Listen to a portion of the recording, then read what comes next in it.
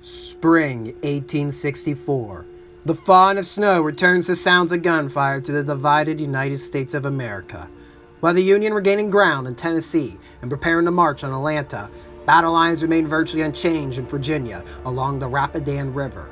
Although the Army of the Potomac, commanded by General George Gordon Meade, had achieved victory at the Battle of Gettysburg, the severe losses prevented him from pursuing the Confederate Army of Northern Virginia, commanded by Robert E. Lee, who took up winter quarters near Mine Run. 1864 was an election year, and the failure for the North to capitalize placed Lincoln in a predicament.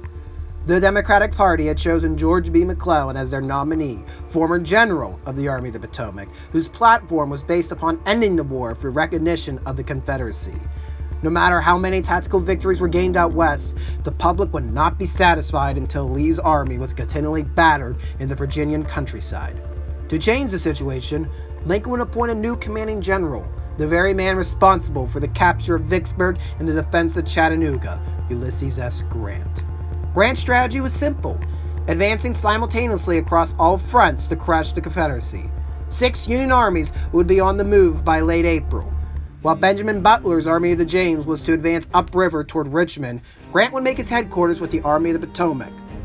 Meade would retain command, but had to follow Grant's orders, which were brief. Wherever Lee goes, there you will go also. When 120,000 men of the Union began to cross the Rapidan on May 4th, Lee quickly moved to stop them. With only 60,000 fit for service, Lee engaged Grant in the thick forest known as the Wilderness. For 3 days, both armies struggled through the dense foliage that was nearly impossible to maneuver through. The fight generated nearly 30,000 combined casualties, including the wounding of Confederate General James Longstreet. Grant, however, boosted morale by continuing south. Lee managed to move quick enough and entrench around the crossroads of Spotsylvania Courthouse. For nearly 2 weeks, Grant ordered numerous assaults against the Confederate earthworks, hoping to crush Lee's army, resulting in the third bloodiest engagement of the entire war, including the loss of 6th Corps General John Sedgwick. Meanwhile, Union Cavalry General Philip Sheridan launched a raid against Richmond. On May 11th, a cavalry fight at Yellow Tavern leads to the mortal wounding of famed Confederate cavalry leader Jeb Stuart. Grant disengaged and attempted to outflank the Confederates, aiming across the North Anna River. Once more, Lee was able to redeploy beforehand and attempted to pull apart the Federals in order to destroy a whole corps. But poor coordination allowed Grant to reconsider the crossing and instead moved farther east across the Pamunkey River. With their backs now up against the outskirts of Richmond, Lee dug in along the heights overlooking Totopotomoy Creek, but Grant makes yet another flanking maneuver, setting the stage for one of the most tragic clashes of the entire war.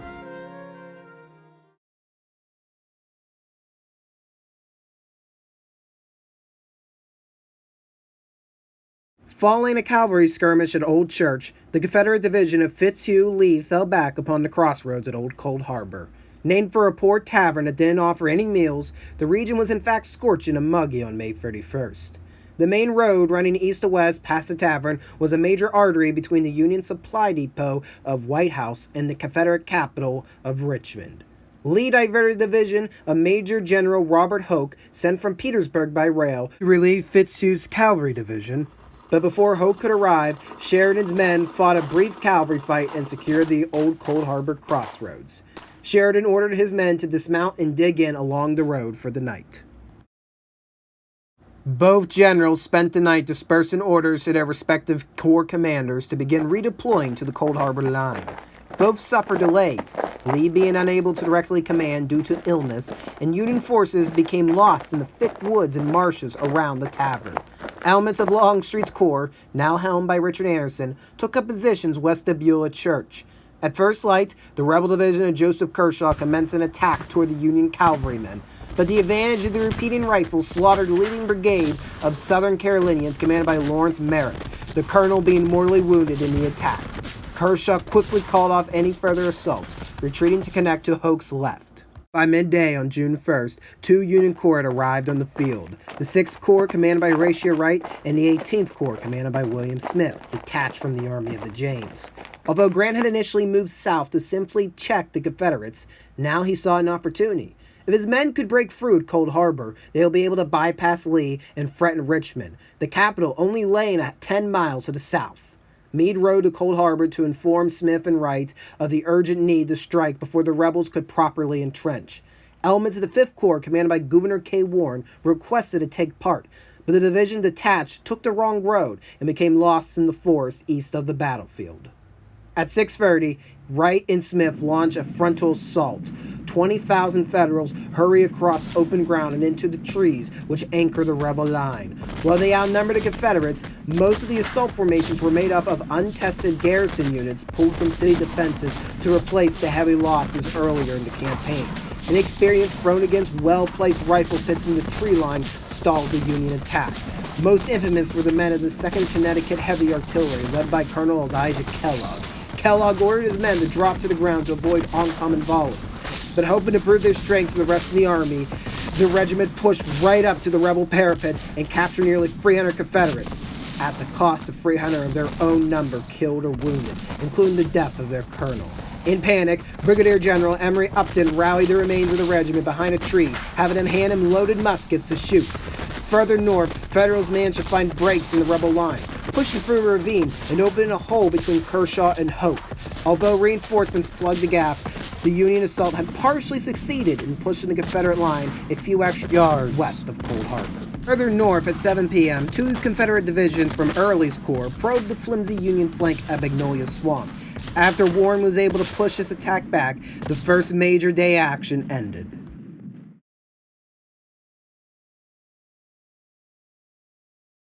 Grant hoped to renew the assault at dawn on June 2nd and gave orders for the 2nd Corps, commanded by Winfield Scott Hancock, to break off action along Totopotomoy Creek.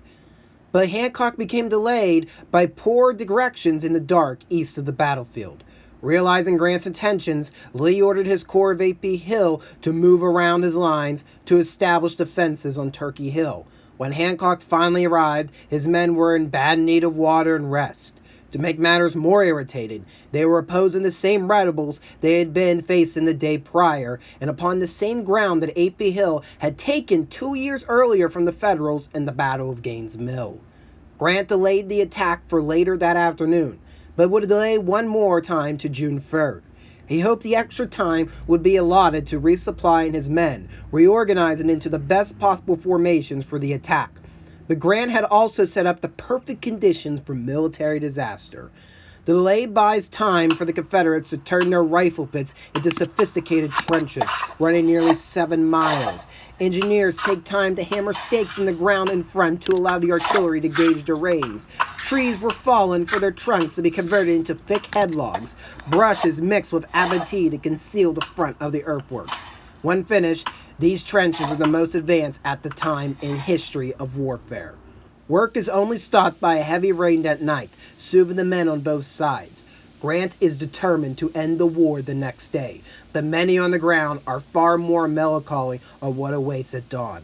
One of Grant's aides would report soldiers sewing name tags into the collars of their coats, conveying the dread that ran up and down the Union line. Grant had tasked General Meade to oversee reconnaissance of the Confederate defenses, but by all accounts, Meade never executed these orders. Meade's orders were instead vague, dependent on the skill of the Corps commanders to carry out the assault how they saw fit. At 4:30 a.m. on June 3rd, a lone round of artillery signals the commencement of the assault. It was immediately apparent how right the soldiers' fears were. Artillery blasted huge holes in their advancing formations. Neat columns of blue quickly de-evolved into mad dashes toward the earthworks. Sheets of musketry cut down whole companies. The most experienced Federals were that of the 2nd Corps, which included the famed Irish Brigade, whose already small numbers were wiped away, including their colonel. Men of Francis Barlow's division dashed upon the rampart of a salient. The 148th Pennsylvania became pinned down and only rallied by the arrival of Brigadier General John Rudder Brooks, until he was wounded by a round of cancer shot. Both of Brooks' replacements would be killed. The 7th New York Artillery surged the salient in the Confederate line, managing to capture the colors of the 26th Virginia. Parts of Breckinridge's division fled from their trenches. but quickly returned with reinforcements who poured a murderous crossfire into Barlow's division, who were forced out of their newly won positions within an hour. This was the only success of the day. The 18th Corps raced through the woodlots toward the rebels of Fields and Kershaw's divisions, but soon found themselves in a trap. The Union divisions of John Martindale and William Brooks charged down a ravine that fed right into a horseshoe of trenches surrounding their flanks. Alabamians stood too deep, their firing reminded one New Hampshire man more of a volcanic blast rather than gunfire. Most famously, Confederate Brigadier General Evander Law would recall the battle as not war, but murder. Shortly thereafter, Law's skull would be fractured by a bullet to his left eye. Smith frankly gave orders for his corps to halt. Compressed by the assault columns on his flanks, Horatio Wright was only able to put the division of Thomas Neal into the fight, and they were easily repulsed. Believing a general attack to be suicide, Wright did not order any other assaults. The consensus was the same among all Union officers. On the north flank, two divisions of Burnside's 9th Corps made a probe and advance toward the extreme Confederate left. Prematurely assuming success, they halted in skirmish pits that they thought were Confederate earthworks, becoming easy targets of Henry Heath's rebels. This would be the last Union offensive of the day. By 7 a.m., the Union assault had dissolved. Thousands were caught in no man's land, using their bayonets and hands to dig shallow depressions in the soil for protection. Grant had told Meade to suspend the assault the moment it appeared it was entirely lost, but Meade stunned his generals by insisting to renew the attack. Hancock ignored the orders. Wright wrote Meade that it was a wanton waste of life, and upon word reaching the 11th Connecticut Infantry, Colonel Griffith Stedman bluntly stated he would not take his regiment in another such charge if Jesus Christ himself was to order it. Finally, at noon, Grant gave the official word that the attack was over. It's estimated Union losses range from 4,000 to 6,000.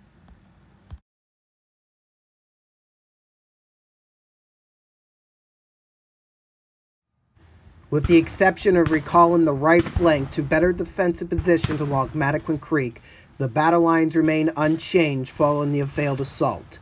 Union soldiers, terrified of a fierce counterattack, rushed to strengthen their own earthworks. Sporadic skirmishing would occur, but neither side would make a serious attempt to dislodge the other from their trenches.